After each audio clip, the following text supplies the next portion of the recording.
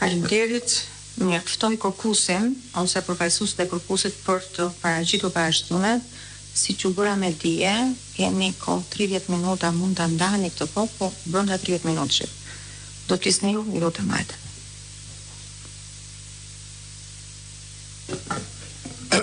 Po të nderuar, minutazhin dispozicion do ta ndaj 20 minuta unë si avokati i zotit Belie dhe pastaj 10 minuta zoti Belie. Dhe po përpiqem të shmang rrethanat e çështjes dhe të kaloj direkt tek pretendimet tona për legjitimimin. Të nderuar antar gjykatës kushtetuese, duke i qendruar të gjitha parashtrimet tona të bëra me shkrim dhe që doja vendosim dispozicion gjykatës, që në total janë 65 faqe, më lejoni që shkurtimisht brenda minutazhit të lejuar nga gjykata të elaboroj disa nga çështjet më kryesore të trajtuara në këtë parashtrime. Në lidhje me legjitimimin e kërkuesit, jurisprudenca e gjykatës kushtetuese e ka theksuar se në 115 është garanci e veçantë për organet e zgjedhura vendore.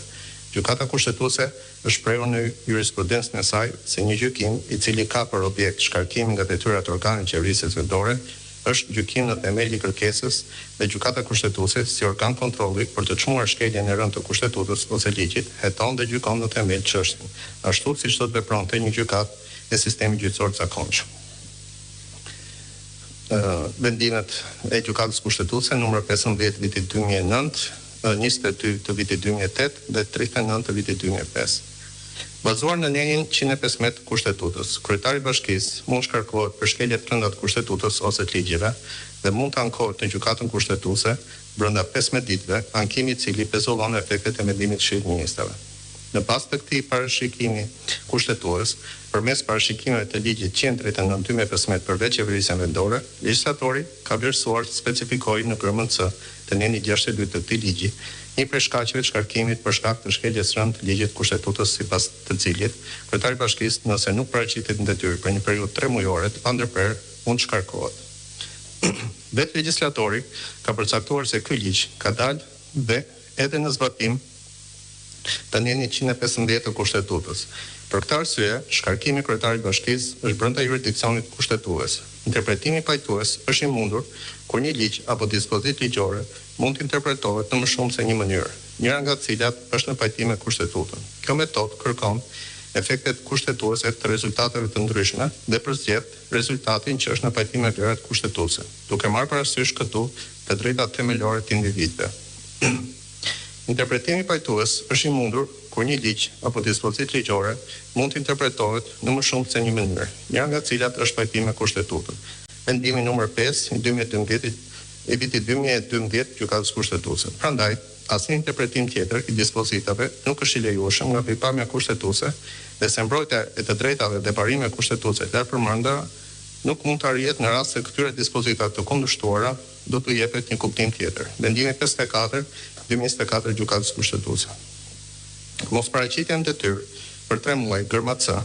e nenit 62 i ligjit të qeverisë vendore përbën shkelje të rëndë nëse kryetari i bashkisë ka pasur ndonjë shkak objektiv, ka zgjedhur me vullnet të lirë të mos ushtrojë funksionin e tij. Në të kundërt, kur mungesa është rezultati i një pamundësie objektive ose rrethana të tjera zakonshme që e bëjnë të pamundur ushtrimin e funksionit, ajo nuk mund të konsiderohet shkelje e rëndë, sepse ligji do zgjerojë përtej kuadrit kushtetues të nenit 115 kushtetutës. Nëse do pranoj e kundërta, atëherë do të kishim të bënim me një normë ligjore antikushtetuese, pasi ligjvënësi do të kishte shtuar një shkak të ri për shkarkimin e kryetarit të bashkisë. Ndonse kushtetutë me qëllim garantimin maksimal të autonomisë vendore e ka përcaktuar shpejtëmisht dhe në mënyrë të kufizuar në kushtetutë shkakun e shkarkimit të kryetarit të bashkisë dhe nuk ka dhënë autorizim për zgjerimin me ligj të shkaqeve të shkarkimit. Vetë jurisprudenca e kësaj gjykate i ka konsideruar në kundërshtim me kushtetutën, duke shfuqizuar parashikimet ligjore të dalën te kalim e pa autorizim parashikime kushtetuese. Shpesh kushtetuta qëllimisht le hapësirë rregullimi nga ligjvënësit zakonshëm, në mënyrë që mos penkojë marrjen e nisave politike, ekonomike, sociale e kulturore nga partitë politike ose qeveria. Por kushtetuta përveç kësaj mund parashikojë hollësisht dhe shprehmisht rastet për të cilat nuk mund t'i lërë hapësirë rregullimi i ligjvënësit zakonshëm. Gjykata kushtetuese ka theksuar se për çdo rast, kur rregullimi kushtetues parashikohet shprehmisht për saj, ai detyrimisht do të zbatohet drejt për drejt. Përmbajtja e dispozitës kushtetuese nuk mund të menjanohet ose të kalohet duke dhënë përparësi akteve juridike që dalin në bazën e zbatimit të kushtetutës. Ky detyrim rrjedh nga përmbajtja e njenit 4.3 Kushtetutës dhe është një qëndrim i konsoliduar gjykatës kushtetuese në çështje të tjera analoge, në të cilat gjykata kushtetuese ka theksuar se atë që nuk ka dashur të bëjë kushtetuta nuk mund ta bëjë ligji, prandaj nuk mund pranohet se ajo ka ometuar pa përmendur raste të tilla. Për këtë shkak, nëse do të pretendojë se ligji ka parashikuar një shkak të ri shkarkimi, atëherë do të prekej parimi i shtetit të së drejtës, i shprehur për përparësinë e normave kushtetutës në raport me normat e tjera ligjore. Në lidhje me legjitimimin për kërkimin e shfuqizimit të dekretit presidentit, numër 350 datë 1/10/2025, për pjesën që cakton datën e zgjedhjeve vendore në Bashkinë Tiranë, vlerësojmë të theksojmë se zoti Veliaj nuk përkundërshton këtë dekret si një votues dhe as si një formacion politik i prekur nga data e zgjedhjeve, si për shembull të drejtën e tij për të zgjedhur ose për të zgjedhur, por e kundërshton atë në kuadër të garancive kushtetuese të nën 115 Kushtetutës, që kërkuesi si zgjedhur vendor i gëzon në procedurat e shkarkimit nga funksioni i kryetarit të bashkisë. Pra kërkuesi e kundërshton dekretin si një akt të dalë në shkeljet garancive kushtetuese, që ai gëzon si zgjedhur vendor në procedurat e shkarkimit, një ndër të cilat është garancia kushtetuese parashikuar në paragrafin 2 dhe 3 në 115 Kushtetutës. Sipas të cilave në rast se kryetari i bashkisë në i cili të shmarrë një vendim shkarkimi, ankimon vendimin e shkarkimit brenda 15 ditësh në gjykatën kushtetuese, vendimi për shkarkimin pezullohet dhe presidenti i Republikës mund të caktojë datën e zgjedhjeve në njësinë vendore përkatëse vetëm në rastin e mos ushtrimit të drejtës së ankimit brenda 15 ditëve, ose në rastin e lënies fuqit vendimit këshillit të njësar nga gjykata kushtetuese. Në këtë kuadër, legjitimimi i kërkuesit për kundërshtuar dekretin e presidentit nuk mund të jetë në diskutim. Ai nuk është një qytetar i zakonshëm që shpreh pakënaqësi për një datë zgjedhjesh, as një parti politike që kërkon avantazh elektoral nga fatet e zgjedhjeve, por është kryetari i bashkisë i zgjedhur me votë të drejtë për drejtë, i cili gëzon një status kushtetues posaçëm dhe mbrohet nga një garancie e qartë juridike kundër ndërhyrjeve të parakohshme të pushtetit qendror procedurat e shkarkimit. Kushtetuta është e qartë. Vetëm gjykata kushtetuese është organi kompetent për shqyrtuar ankimet e organeve vendore dhe zgjedhura drejt për drejt kur ato shkarkohen nga Këshilli i Ministrave. Duke konsideruar se gjykata kushtetuese ka jurisdiksion për shqyrtimin e objektit të shtuar sa më sipër në lidhje me aktin e presidentit, paraqesim parashtrimet tona lidhur me meritën e tyre si më poshtë. Në lidhje me pretendimet për shkeljen e drejtës për një proces rregull ligjor dhe parimet kushtetuese në procedurat për shkarkimin e kryetarit të bashkisë. Më datë 25/2/2025, vetëm 15 ditë pas shkarkimit, pas arrestimit të kryetarit të bashkisë Tiranë, zotit Veliaj, këshilltari i Këshillit Bashkiak të bashkisë, zoti Endri Shabani, i paraqiti kryesisë së Këshillit Bashkiak një kërkesë për nisjen e procedurave për zëvendësimin e kryetarit të bashkisë. Jo me motivimin për mungesë 3 mujore në detyrë, por se nga arrestimi i zotit Veliaj ishte krijuar një vështërtim në drejtimin e bashkisë më të madhe në vend. Shkak ky i cili nuk parashikohet as në kushtetutë dhe as nuk detajohet në ligjin numër 139/2015 për qeverisjen vendore, si shkak juridik shkarkimi. Pra, zoti Shabani ka propozuar iniciimin e procedurës për shkarkimin e kryetarit të bashkisë bazuar në një shkak ekstra juridik. Deri në mbledhjen e datës 23/9/2025 të Këshillit Bashkiak, kjo kërkesë nuk ishte trajtuar dhe për të nuk ishte marrë asnjë vendim. Më datë 9/5/2025, këshilltari bashkiak, zoti Ilir Ali Mehmeti, i drejtohet Këshillit Bashkiak kërkesën për nisjen e procedurës për propozimin e shkarkimit të zotit Veliaj për shkak të plotësimit të periudhës 3 mujore mos paraqitjes së pandërprerë në detyrë të zotit Veliaj. Deri në mbledhjen e datës 23/9/2025, Këshilli Bashkiak edhe për këtë kërkesë nuk kishte marrë asnjë vendim. Më datë 18/9/2025, këshilltarët e Partisë Socialiste në Këshillin Bashkiak të Tiranës janë drejtuar Këshillit Bashkiak Tiranë me kërkesë për thirrjen e mbledhjes së radhës Këshillit Bashkiak Tiranë me qëllim propozimin e shkarkimit kryebashkiakut Veliaj, për shkak të mungesës për më shumë se 3 muaj detyrë shkaktuar nga arrestimi i tij, dhe siç thonë në kërkesë, në zbatim të orientimeve politike të partisë që përfaqësonin, për fillimin e procedurave që i hapin rrugë zgjedhjeve të pjesëme të Bashkisë Tiranë. Siç evidentohet edhe në faqen e 2 të relacionit për propozimin e shkarkimit të kryetarit të Bashkisë Tiranë, zotit Veliaj, mbledhja e Këshillit Bashkiak për shkarkimin e kryebashkiakut është thirrur vetëm në zbatim kërkesës së grupit këshilltar të Partisë Socialiste. Pra, në rendin e ditës ka qenë vetëm kjo kërkesë, por në këtë relacion evidentohet se në mbledhjen e Këshillit Bashkiak të datës 23/9/2025 është propozuar nga ana e grupit të maggjorancës dhe është votuar pro kërkesës së grupit të këshilltarëve demokrat, Partisë Demokratike dhe këshilltarit Endri Shabani për të bashkëlidhur shkresat e tyre kërkesës së grupit këshilltar Partisë Socialiste. Pas kësaj, janë miratuar të 3 kërkesat e mësipërme për propozimin e shkarkimit të kryebashkiakut Belier. Pra, si shkak për propozimin e shkarkimit të kryebashkiakut Belier ka qenë edhe shkaku ekstraligjor i shkarkimit i propozuar nga këshilltari zoti Shabani. Në këtë situatë, është synuar në mënyrë të drejtë për drejtë parimi i shtetit të së drejtës dhe i procesit rregullës ligjore, sepse vetë nisma për shkarkimin e kryetarit bashkisë është ngritur me një shkak pa parashikuar në ligj, pra me një bazë ekstrajuridike, që nuk gjen mbështetje as në kushtetutë dhe as në ligjin nr. 132/15 për qeverisjen vendore. Ligji parashikon qartë rastet e përfundimit mandatit dhe shkarkimit të një zgjedhuri vendor, por nuk njeh si shkak shkarkimi boshllëkun në drejtim, i cili është një formulim i paqartë, subjektiv dhe politik, që nuk krijon dot pasojë juridike. Kjo do të thotë se Këshilli Bashkiak nuk ka vepruar mbi bazën e një norme ligjore, por mbi motive të huazuara nga diskursi politik, duke shndërruar një proces administrativ në një veprim politikisht të motivuar. Në lidhje me cënimin e të drejtës për të pasur një vendim të marrë në mënyrë të fshehtë nga Këshilli Bashkiak Tiranë, bazuar në procedurbalin e mbledhjes së datës 23/9/2025 të Këshillit Bashkiak Tiranë, evidentohet se pavarësisht se nga një prej këshilltarëve bashkiak opozitar është kërkuar që votimi lidhur me propozimin për shkarkimin e kryetarit bashkisë të bëhet i fshehtë,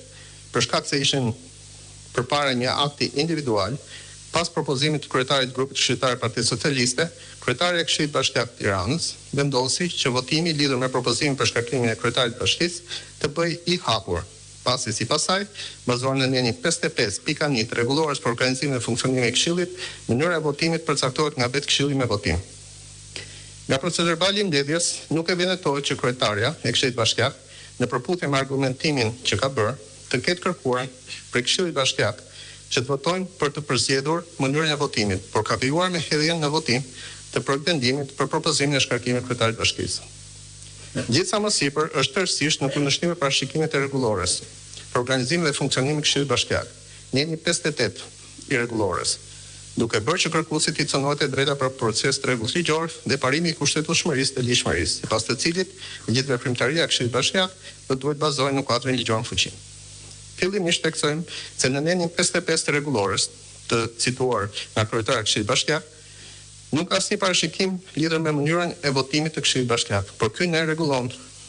vetëm rregullin në mbledhjet e Këshillit Komisioneve. Është nenjë 58 i kësaj rregullore, i cili normon mënyrën e votimit në Këshillin Bashkiak të Tiranës. Dhe bazuar në parashikimet e këtij nenji, votimi nga anëtarët e Këshillit Bashkiak të Tiranës do duhet të bëhej i mbyllur dhe jo i hapur, sepse ishin përpara një akti me karakter individual. Votimi mund të bëjë i hapur vetëm nëse Këshilli do kishte votuar për këtë formë të hapur votimi dhe do kishte arritur të miratonte këtë formë votimi. Mënyra e votimit është pjesë e integruar e procesit formimit të vullnetit të organit kolegjial, që përbën themelin e vlefshmërisë së aktit administrativ. Një votim që nuk zhvillohet në formën e parashikuar nga ligji nuk mund të prodhojë efekt juridik, sepse mungon një nga elementet konstitutiv të vetë aktit, pra vullneti i vlefshëm institucional. Në këtë kuptim, votimi i hapur në një procedurë ku ligji kërkon shëtësi nuk është një votim i parregullt,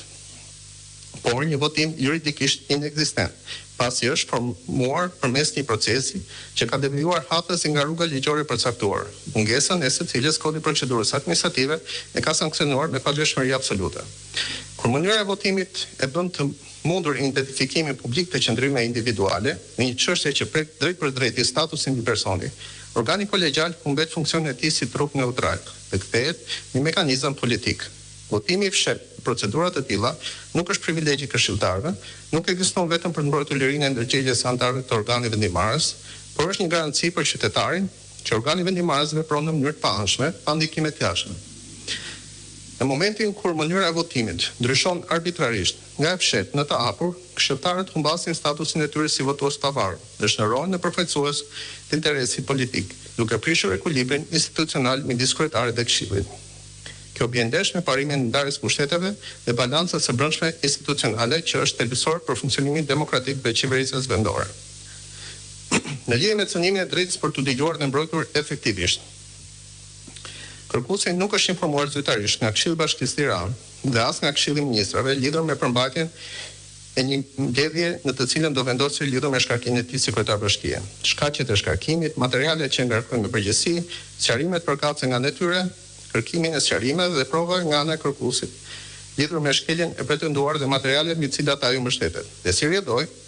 nuk i është krijuar mundësia për të mbrojtur. Dhe shpjegime e dëgjuar para këtyre organeve as fizikisht as me shkrim. Për më tepër, duke qenë se ndodhen në kushtet e paraburgimit, bazuar në një masë sigurimi personale, kërkuesi i kishte mundësit akoma edhe më të kufizuar se një individ i lirë, dhe për çdo kryetar bashkie i cili është kërkuar dhe ka ankimuar vendimin e tij përpara gjykatës kushtetuese.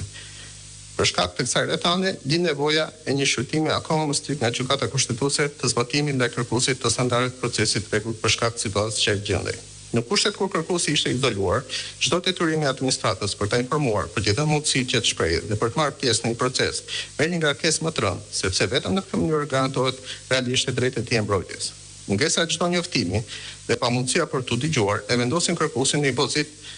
më të pafavorshme se sa çdo kryetar tjetër bashkie që nuk gjendet në kushte të tilla, duke krijuar një standard të dyfisht edhe një trajtim diskriminues në praktikë. Edhe kur kërkuesi është drejtuar me urgjencë Këshillit Bashkiak për të kërkuar nga natyre garantimin e mundësisë për të marrë pjesë në mbledhjen e Këshillit Bashkiak, megjithëse ai gjendet në kushte paraburgimit, nuk ka pasur asnjë shkresë nga ana e Këshillit Bashkiak për të ftuar, kërkuar për të marrë pjesë në mbledhjen e Këshillit Bashkiak dhe asnjë shkresë drejtuar prokurisë posaçme ose drejtorisë së burgjet për prezencën e tij. Në përgjigje të shkresës së tij për të pasur mundësinë që të merrte pjesë në mbledhjen e Këshillit Bashkiak, kërkuesi një ditë përpara mbledhjes është përballur me shkresën e sekretarit të Këshillit Bashkiak, i cili pa informuar në mënyrë eksplicite lidhur me drejtën e tij për të marrë pjesë në mbledhjen e Këshillit Bashkiak, pa informuar lidhur me ekzistencën e një vendimarrje nga organi kompetent për këtë, pa i njoftuar lidhur me arsyeën e mbledhjes, shkaqjet e shkarkimit propozuar, materiale që ngarkojnë me përgjegjësi, sqarime përkatëse e tjerë, duke mos i krijuar as mundësi për të mbrojtur dhe shpjegime e dëgjuar para këtij organi, as fizikisht as me shkrim, sekretari i Këshillit Bashkisë, i cili nuk kishte as tagrat për këtë shkresë, me fjalë të tjera i është përgjigjur skendalim të vish në mbledhje, por po munde. Në lidhje me cënimin e drejtës për një shqyrtim të thellë dhe efektiv, duke qenë se garancitë e drejtës për një proces të rregullt ligjor shtrihen si detyrim për të respektuar edhe nga organet administrative, nga ana e Këshillit Bashkisë Tiranë dhe Këshillit Ministerial, do duhet të ishte kryer një shqyrtim i thellë dhe efektiv lidhur me shkakun e shkarkimit të kërkuesit. Si do duhet të gjente zbatim ky parashikim ligjor, nëse plotësoheshin nga kërkuesi elementet kushtetues të shkarkimit për shkak të mungesës tremujore, apo kërkuesi gjendet para një pamundësie objektive për të ushtruar detyrën e tij, që nuk varet nga vullneti i tij. Duke qenë se shkarkimi i organit të zgjedhur qeverisë vendore është një masë ekstreme e procedurave të kontrollit, ajo duhet merret pas një vlerësimi të kujdesshëm të disa elemente të zhvilluar të jurisprudencën e kësaj gjykate, sipas të cilit kuptimi i saktë i drejtë për drejtë i konceptit shkelje e rëndë ligjit vlerësohet në tërësinë e tij nga disa faktorë, të cilët kanë të bëjnë me rëndësinë e ligjit të shkelur, pasojat e ardhura nga shkelja, kozgjatjen e këtyre pasojave si dhe vetë qëndrimin subjektiv që mban personi konkret në shkeljes së kryer. Vendimet 15/2011-s, 15 të 2009-s dhe 22 të 2008-s gjykatës kushtetuese. Në lidhje me cënimin e parimit të autonomisë vendore dhe shtetit të së drejtës, gjykata kushtetuese ka aprovuar se shkarkim nga detyra ose shpërndarja e organeve të qeverisë vendore është një masë ndërhyrje që ushtrohet mbi këto organe nga qeverisja qendrore për dorë procedura dhe kriteret e përcaktuara në nenin 115 të kushtetutës duhet zbatohen në funksion të autonomisë vendore. Autonomia vendore presupozon që ndërhyrja qendrore të jetë e kufizuar dhe pa parashikueshme. Organi lokal mund të shkarkohet vetëm kur ekziston një shkelje rënd, jo kur qeveria krijon shkaqe të reja shkarkimi, për shembull mungesë objektive e pavarur nga vullneti të zgjedhurit për shkak të paraburgimit, që nuk kupton sipas qeverisë shkelje të rënd. Pasi ligjvënësi në pajtim me kushtetutën ka parashikuar mungesën tremujore si shkak shkarkimi vetëm kur është e pajustifikuar. Qeveria nuk mund të zgjerojë me interpretim kompetencën e saj duke përfshirë edhe mungesat për shkaqe objektive. Kjo është ultra vires ndaj nenit 115 në vend të kushtetueshmërisë. kemi zëvendësim të vullnetit të kushtetuesbërësit me një akt ekzekutiv të pajushtruar normativisht. Kjo mënyrë e interpretimit cënon parimin e kushtetueshmërisë dhe sigurisë juridike. Një kryetar bashkie dhe votuesit e tij duhet të dinë paraprakisht kur mandati mund të ndërpritet. Lidhur me cënimin e autonomisë vendore, përmes masave që mbaren në mandatet e kryetarëve të bashkisë për shkak të gjendjes së tyre në masën e parburgimit, përmes raportit Komisionit Evropian për Demokraci përmes ligjit, Komisioni Venecias,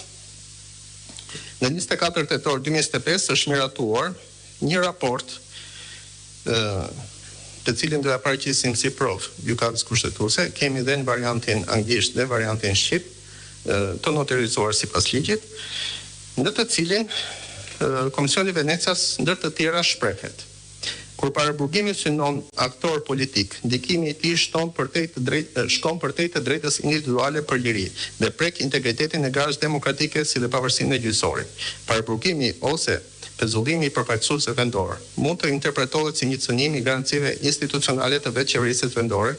të paktën në dy aspekte kryesore. Së parja i ndërhyn në ushtrimin e lirë të mandatit, duke privuar zyrtarët e zgjedhur nga aftësia për të përfaqësuar zgjedhësit e tyre. Së dyti, ai pengon të drejtën e qytetarëve për të përcaktuar interesat e tyre përmes të zgjedhurit prej tyre, duke gërryer kështu karakterin përfaqësues të demokracisë vendore. Komisioni ka deklaruar në të kaluarën se kushtet në të cilat mund të pezullohet kompetencat e një kryetari bashkiak dhe procedura e verifikimit duhet përcaktohen në mënyrë të qartë dhe të saktë, dhe në përputhje me parimin se shkarkimi i përfaqësuesit të zgjedhur është një masë jashtëzakonshme që duhet zbatohet vetëm në rastet e shkeljes të rënda. Të gjitha garancitë përfshirë ndërhyrjen në një gjykate mund parashikohen në mënyrë të shprehur. Për të gjitha pretendimet tona të tjera i kemi sqaruar më në detaje në parashtrimet tona për 65 faqes që bëhen në dispozicion gjykatës. Ndërkohë fjalën tani po e jap zotit Beliu. Faleminderit. Mund të flisni që aty ose nëse zgjidhni mund të flisni këtu.